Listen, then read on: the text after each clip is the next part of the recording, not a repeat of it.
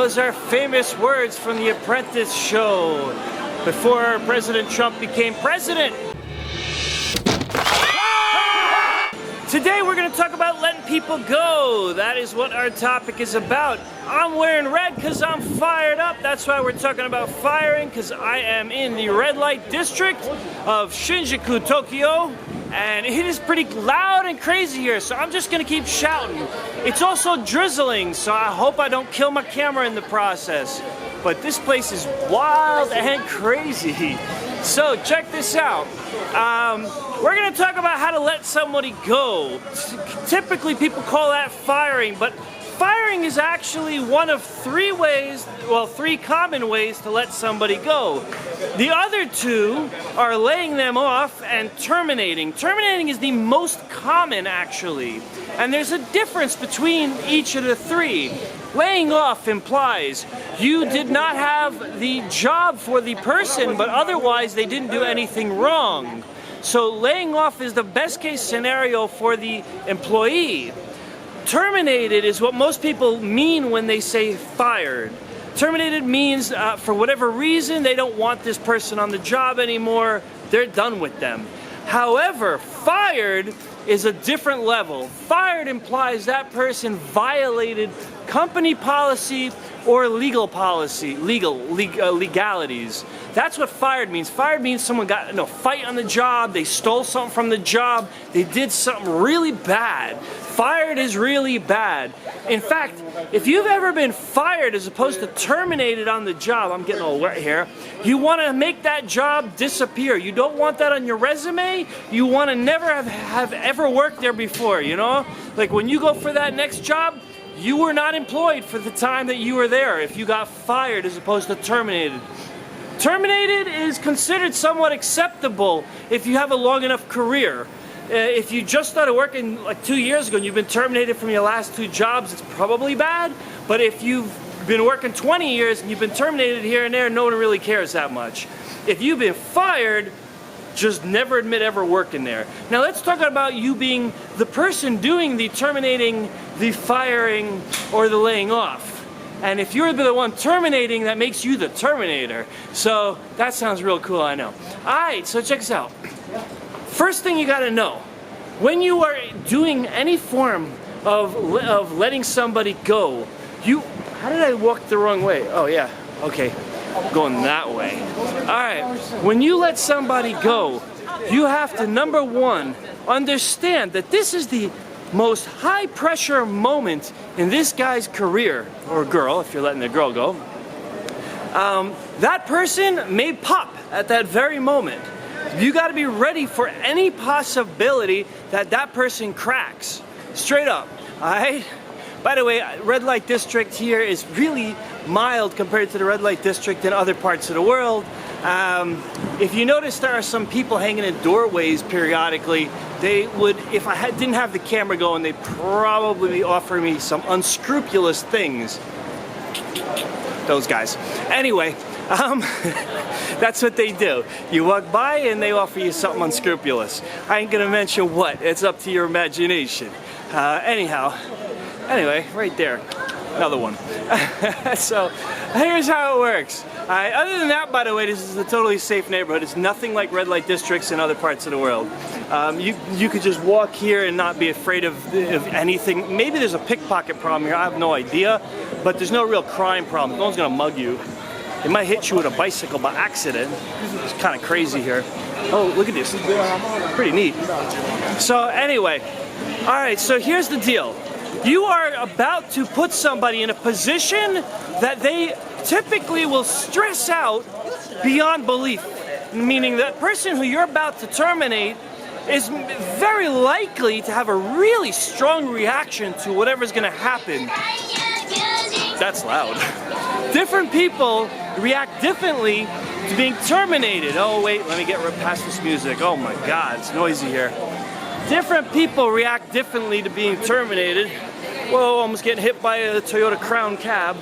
By the way, these Crown cabs are really cool. The door is opened by a button that the driver pushes, opens and closes for them. They don't get out of the car or nothing. They're everywhere. They're like millions of them. They're completely ubiquitous in this country.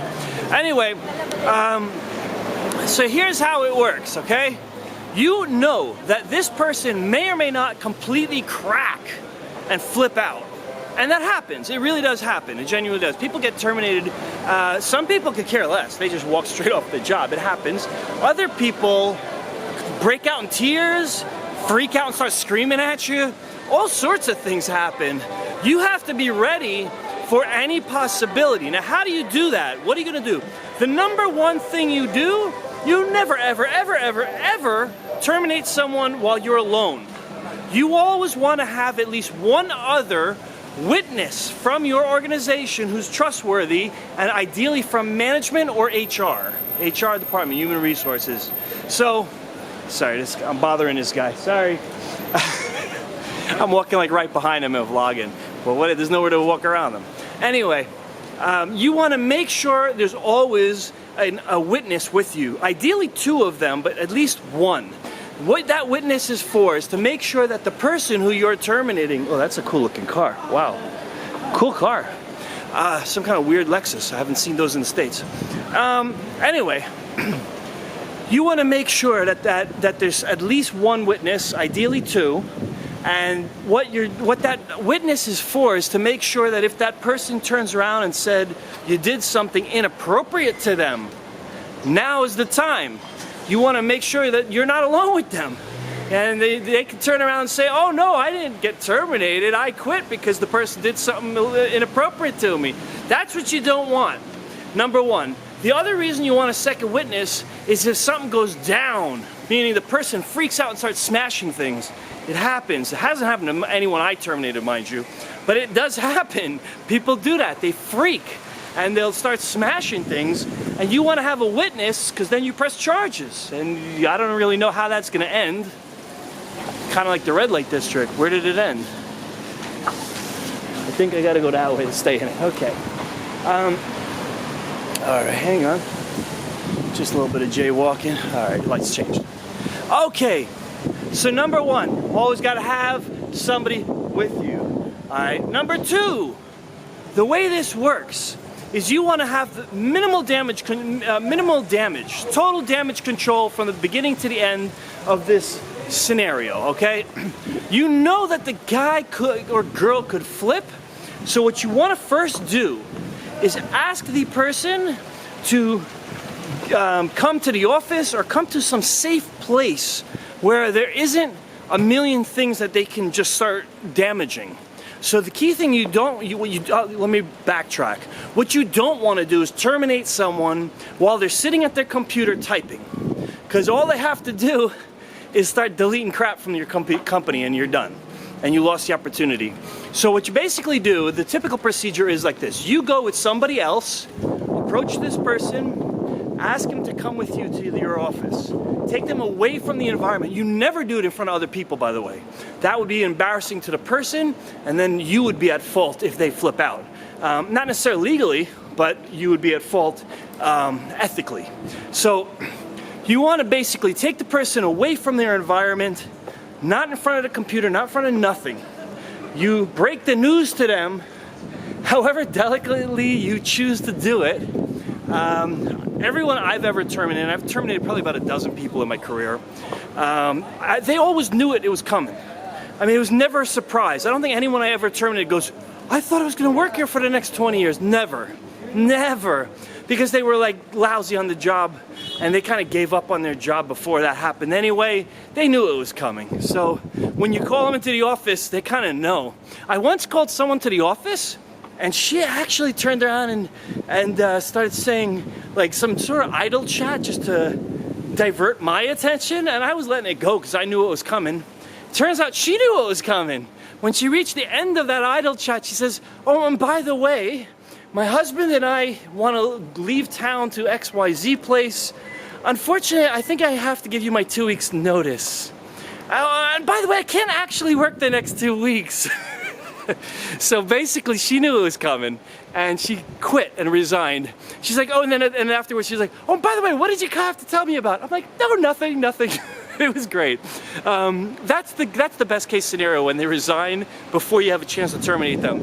And it's not just best case because of like damage control, but it's actually at a legal level. It's much better if they quit or resign than it is if you terminate them.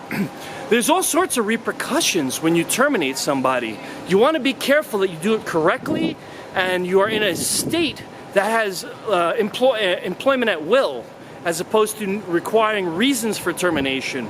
Different states in the United States, different laws. New York City's employ at will, so you can literally terminate anyone you want for any reason you want, as long as you don't tell them the reason. If you tell them the reason, then they can contest it. It's kind of crazy that way. So if you are in a employ at will state like New York, you kind of want to not tell them why they're being terminated for very specific reasons. You can be vague. So you could say, I'm terminating for lack of job dedication, or something really vague like that. Or I don't feel that you're putting in your best effort, so I don't think you're a good fit for the company. Those kind of really, really vague statements really aggravate the candidate. However, they are good for a legal situation, meaning that it protects you legally when you speak like that. Unfortunately, because everyone really wants to tell the candidate why. I mean, that's reality. But it is what it is. So, now you take the person away from their environment with the witness, you give them the news. What's the next thing they do? They're gonna wanna go get their stuff. You are gonna escort them at all times until the point everything they have that's their belongings is out of the building, and they are never to come back in your building again unless they're escorted for some reason, and even that you really should avoid. So I'll explain what that means. You escort them to the desk and you tell them to collect their things. Typically you will get a maintenance person or some other person to help them, like give them boxes or something to take it back if they have a lot of stuff. That's like pretty much it. But you don't let them touch their computer. You tell them you cannot, wait, hold on, backtrack. If the computer belongs to the company, you don't let them touch their computer. If it's theirs, it's theirs. But if they're using a company computer, you explain to them before they're going back to the desk, you're gonna gather your things, but please do not touch the computer. You cannot touch the computer at this point. And if you see any resistance from it, I think at a legal level, I think you are actually not required to let them collect their things. I think there is some element that you're allowed to gather the things for them and have it brought there. I'm not sure how that works state to state, and that's really terrible, but you want to make sure a person don't touch the computer or any other hardware that belongs to the company. I've completely lost the red light district here. I don't know where I walked to. Oh, wow. Okay. So now, next thing, I'll just keep walking. Hey, it's fun. It's Shinjuku. This is the regular Shinjuku, not the red light district. Uh-oh. I hear sirens coming. Oh, it's a fire truck. But this is gonna get noisy. They're yelling at me in Japanese to get out of the street.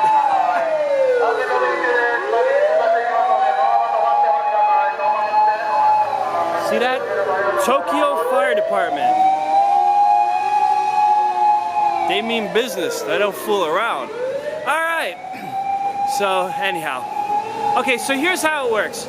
You escort the person back to their desk. You explain to them they cannot touch the computer before they get to the desk, so there's no surprises. If you have something you need from them, you should have got it before you terminated them. That's the other thing I forgot to mention. Before you ever terminate someone, make sure you get everything you need from them before they know they're being terminated, including training other people on their duties if you need that. There are plenty of occasions where an employer will have someone train somebody knowing that they're going to terminate them soon, so they'll train somebody else to do their own job. They're literally training their own replacement, and they don't realize that's what they're doing. A very common occurrence that happens, believe it or not. So escort them back to the desk, they get their stuff, they're then escorted out of the building, and you are, of course, take any form of identification badges, any form of keys, any form of access passes are revoked. All forms of passwords to company resources should be changed. Any form of access they had should be revoked immediately. Do not trust that they will do the right thing for you. They may be really nice to your face and really angry at you at the same time, and turn around and do all sorts of stuff if they can. You want to make sure you're really protected when you terminate somebody. If you fire someone, a little bit different, but I'll get back to that in a second. Next step with terminating, you escort them out of the building, and that is it. They cannot re-enter the building. If they say they forgot something, no problem. What did you forget? Ask them, what did you forget? And you get someone to get it for them. They cannot re-enter the building under any circumstances. That is the most likely time they will turn around and flip out and do something wrong. So you want to kind of make sure that you follow the protocol of proper termination. Firing is slightly different because they're leaving because they did something really wrong. They stole from the company, they committed a crime, they had an assault within the office, whatever it is. The major difference there is the first thing you do is get a witness and escort them out of the building. They cannot get their own stuff. In a case where they're being fired, their own belongings will be brought down to them.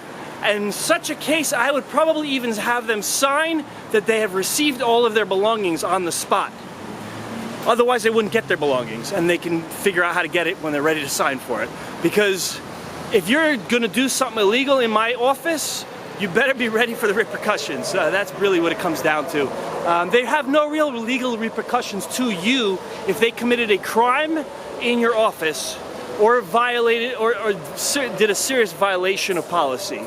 Okay, like stealing something from the office. Hold on. Okay, so that, oh my God, more fire trucks. It's just every time I truck cross the street. Ooh, that is loud. That's not a fire truck. That's a police car, and it's really loud.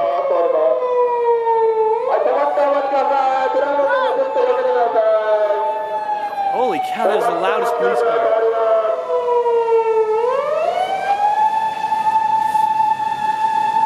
My Japanese is extremely weak, but I believe they were apologizing for getting in the way of the other cars. I think that's what they said, torimasu.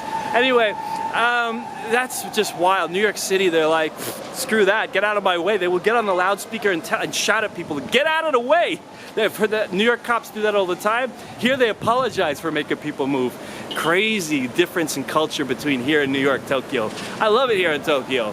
Anyway, to finalize, termination is what you mean typically when people say that they're firing someone. They are letting them go is a form of termination, is typical. Firing is more extreme situation.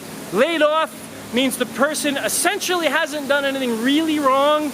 They just weren't worth the money you're paying, or you ran out of money to pay for their job. Now I say they're not worth it. People will find a lot of offense to that, I'm sure, but there's a reason they lay off certain people and not other people. Because every employee has to bring in their weight, okay, in terms of their salary has to go somewhere. When they're paid a salary, that has to earn the company money back. Every single employee in a company has a value in financial terms, meaning even the janitor, when he cleans the floors, there's a value in his salary to the company. If you don't clean the floors, let's say it's a retail store, you don't clean the floors, you lose customers.